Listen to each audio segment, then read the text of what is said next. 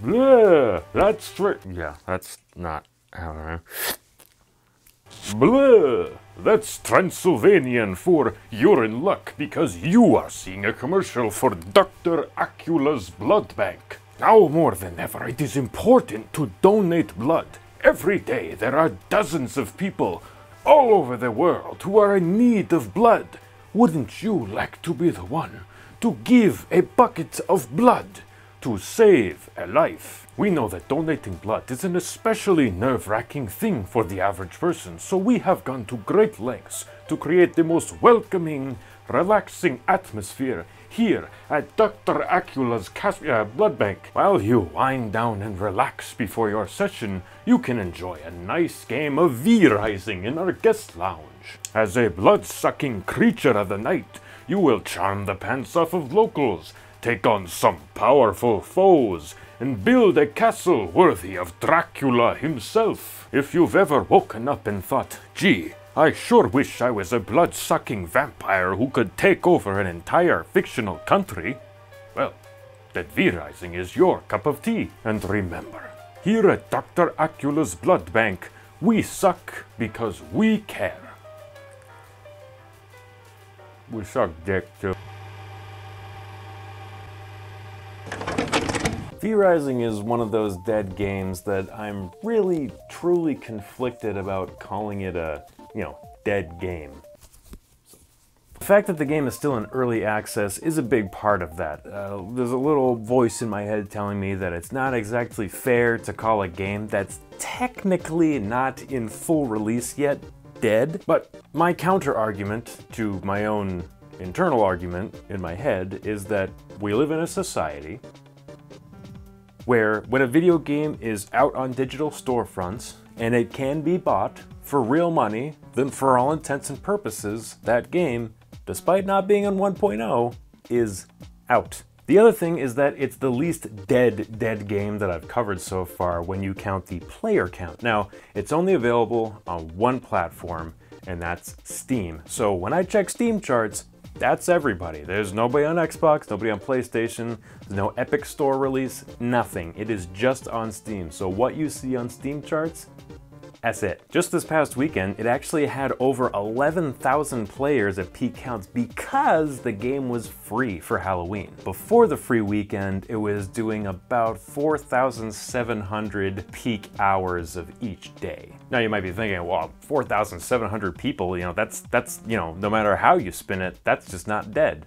And I kind of get what you're saying, but the game launched and it had 150,000 players. And just 6 months later, we're down to less than 5,000, which is like 96% of the player base. That's not good. So what exactly is V-Rising? I'll admit I was a little confused before I started playing. I'm pretty cynical about new games that come out that get a bunch of attention now. I just assumed that it was like Genshin Impact, except instead of underage girls, it's vampires. It's a survival game, complete with base building, some pretty fun combat, and constant need to suck blood, as well as a bunch of cool abilities and skills for you to mix and match and earn as you make your way through the game. Those are the basics. The game can be played in PvE or PvP, though frankly, I don't hear a lot of people talking about PvP on either YouTube or Reddit. There's guides for how to make, PvP builds and stuff like that, but it seems like the general consensus is most people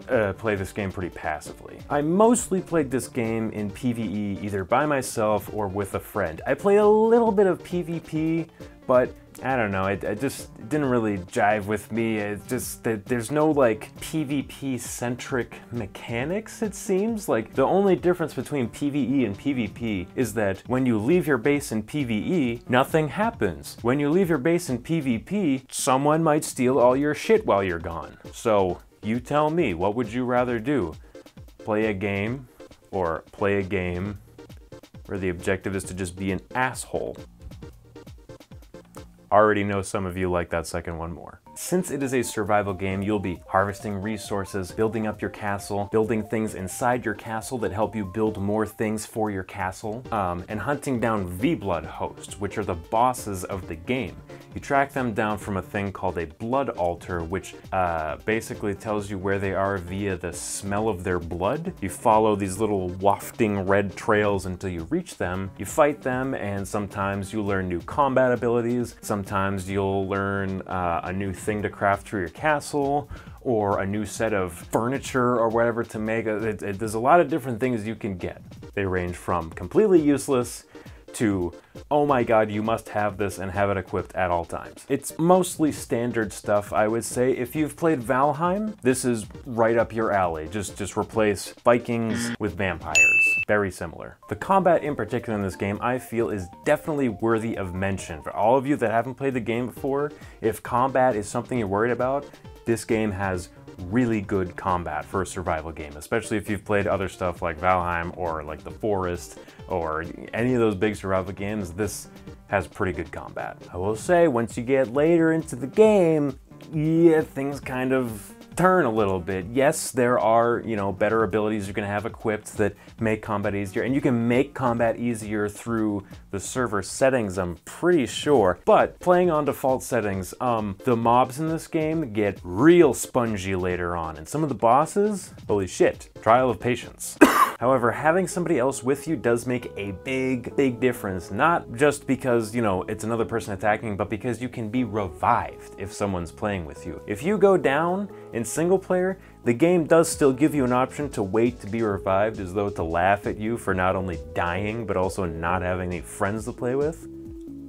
Touché, game. But yeah, if you can play with a friend in this game, definitely do it. It makes it a lot more manageable and a lot more fun later in the game. The V-Blood encounters, the bosses, there's a pretty broad range of them. In particular, there's an armor smith that you deal with. I think he's one of the first like 5 or 6 bosses in the game. His whole thing is he's an armor smith. He makes suits of armor, and in the camp, when you're, you know, getting up to his fight, you notice these little suits of armor here and there, and when you equip them, it makes you invulnerable for, I don't know, like 7 seconds or something, but you can't attack. So when you're fighting regular enemies, you pick this thing up and it's like, ooh, I'm invincible, and you go to swing your sword, and you can't. And you're like, what the heck? What's the point of this? Then you get to the boss fight. He has an ability where he throws out 3 waves of caltrops, which are these little spike things that stick out of the ground. If you run into them, they hurt and they slow you down, which makes you a perfect target for his big fat hammer. Sorry, I meant big fat cock. You will notice, however, in this arena that there are multiple sets of that armor. So he throws down the caltrops, you pick up the armor, and now you're invincible. Sure, you can't attack him, but you can run around to all the caltrops and set them off while you're invincible so you don't get hurt, and then when the armor goes away, you have free reign to pummel on him. The boss fight is fun. Unfortunately, not all the boss fights are fun. Base building in the game is pretty primitive when you get into it, especially compared to a lot of other games that are already out. Take, for example, stairs. At the beginning of the game, you'll notice something that you can build are stairs. Ooh, I can build a 2nd level to my castle. No. They can't. All you can do with stairs is put them over pre-existing slopes that already exist in the game world. You can't build stairs that go to something new. All you can do is cover up the crappy rock stairs that are there by default. And if you like natural stuff, then just don't build stairs, and you can just have crappy rock steps. It's kind of pointless. Not entirely though, because it does allow you to connect multiple platforms together to one castle heart, so you don't have to build multiple I'm getting like way too into the meta of the game. The stairs don't do what they should do, but they're adding that later. They're adding multiple floors later, because enough people yelled. I guess they didn't think people would want multiple levels to their giant vampire castles. Dude, I want to brood in my watchtower all night. That's what vampires do. I want to brood and have lightning strike the cross that sits atop the roof. I just want to brood. As you progress into the game, you learn, you know, new things that you can craft that help you craft other things. You know, resource stations. You know, turn your animal hides into leather. Turn your stones into stone bricks. Blah blah blah. Basic survival game stuff. It's cool in the beginning. It's fun when you're constantly unlocking new things to build, and it's really exciting. But when you get into it and you start realizing that the amount of new cool things that you're finding is dwindling rapidly, I mean, really just the whole stairs thing, I think, is what bothers me the most. I want to build an underground crypt. I want to build a crypt underground and fill it with zombies and skeletons and cobwebs. I'm really missing out on the real vampire experience here. Crypts and brooding. Honestly, I'd say if you boot up your own server, you start your own game, crank all the settings like resource gathering and just crank it all, because there's a lot of farming in this game. Not literal farming, but farming for materials.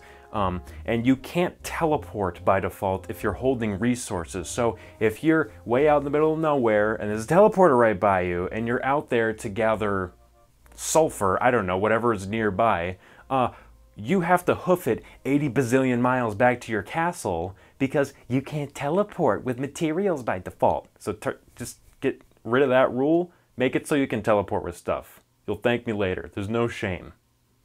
None. Now, what I see as being troublesome for the future of this game is lack of constant, meaningful updates, and lack of constant communication from the devs. Now, I get it. It's not the devs' job to be in our ear and on Twitter and on their forums all day, every day, telling us every little thing that everybody on their team is doing. I'm not asking for that. I'm not asking for like a breach of privacy levels of communication. But Stunlock Studios previously worked on a game called Battlewright, and if you ask a lot of people why that game died, it was lack of communication and updates, and a lot of people feel as though that game was abandoned. And I feel like it's possible that the same thing could happen to V-Rising, because, let's face it, I don't think they're gonna get 150,000 people to play again. They made their money. Yeah, there's DLC, but it's like 2 DLCs, and it's just skins for things in your castle. I don't think anybody buys those. People have paid a lot to support this game's development. Now more than ever, it is important to give us breadcrumbs, to tell us what's coming, show us pictures. They did have some things recently. They mentioned multiple levels and castles. They finally figured out how stairs work. They mentioned gardens. We'll be able to build nice, pretty gardens. To be outside where the sun is, that kills us. I swear to God, if the next update isn't spooky, brooding tower update, I'm gonna be fucking pissed. See, right now, yes, once again, scream it from the rooftops. I know the game's not on 1.0 yet. Perhaps they've got some kind of like replayable gameplay loop planned for when it does hit 1.0. But right now, once you beat all the bosses and you unlock everything, there's nothing to do. There is zippo to do. There's no like replayability whatsoever. Once you've beaten the bosses, like there's no reason to fight them again. You can. You don't get anything for it, but you can. I can see why a lot of people left this game after the first couple months, because they ran out of shit to do. And with the game being so difficult in single player in the later game, unless this game has really sunk its fangs into you, vampire joke, and you get to that part of the game and you're playing alone and you start to realize how long it's going to take you to build like the one thing you need to progress, I think most people just give up at that point. I should also add that this game is either beefier than I think it is, or it's optimized like absolute dog shit, because it seems like a lot of people have trouble running this on higher settings. I have a GTX 1080 and I ran it on low to medium settings and had a fine time. I stayed at 60 frames per second, didn't really have any issues. But on a 1080 with a game that looks like this, I thought I'd be able to crank it to like ultra settings. My friend who played with me, who has an RTX 3080, also could not play it on maxed out settings. He couldn't, which I'm thinking, this game? Really? Am I missing something? I mean, the game does look nice. It doesn't look that nice. I mean, a 3080 should be able to feast upon this game. Something worthy of mention, I think, is the most recent update, the Halloween update. Blood Harvest, I think it was called. So the most recent big update. They added a mode where you can randomize the location of all the bosses. Now, yes, it's still the same bosses that you fought before, but there's a fun chance that when you spawn in the initial area, you will be bulldozed by an endgame boss. I know that doesn't sound fun the way I said it, but it can be. From reading the dev updates on their blog and on Steam and everything, I can tell that they like working on the game. I can tell they like the game. However, and I know this sounds stupid, but it's true, people are dumb and they need a big PNG that says, here's what we're doing, and here's when each of these little things will be done, and here's when you can maybe expect 1.0 to release. We need that, because every website from fucking IGN to PlayStation fanboy fingerfucker.com is gonna be like, yo, V-Rising's content roadmap looks beast mode. How do people talk? I don't know. I mean, I'm not a marketing major, but something is better than nothing. Unless the something is syphilis. Now, I don't know if Stunlock truly abandoned Battlerite back then when they were working on that. Nobody knows for sure except Battlerite, but I think that everything they've learned from that game, the combat in this game is very similar to Battlerite, not completely, but you can tell that they're made by the same people. I know that if they put more stuff in this game, people will come back. 150,000 people won't come back, no, but maybe 10, 20,000, maybe 30, maybe a big streamer will cover it and it'll get a bunch of attention. I don't know, but I think people will come back. It's a good game, it really is. It just needs more. And herein lies the problem with early access. Say you release your game in early access, it's pretty good. 150,000 people play. By the time you get to the 1.0 release, you only got a few thousand people still playing, and there's no way to know how many people are going to come back and play it when 1.0 comes out.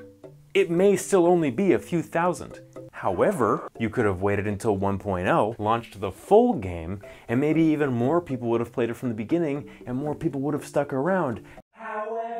Maybe they wouldn't have had the money to get that far if they didn't put it in early access. Maybe if they didn't have that money from all the people buying it then, they wouldn't be able to afford to finish it. There's like a lot of hows and whys and maybes and thens and assumptions in all of this logic, but forgot the point I was trying to make. I think V-Rising is a great game with a fantastic concept that just does not have enough guts to keep people going, or not as many people as they want or need. Maybe one day it'll have all the content and all the features and everything that I'm asking for and that I think a lot of people want, but maybe by then there will be so few people actively interested in the game that nobody's gonna come back to experience it and nobody new is gonna buy it.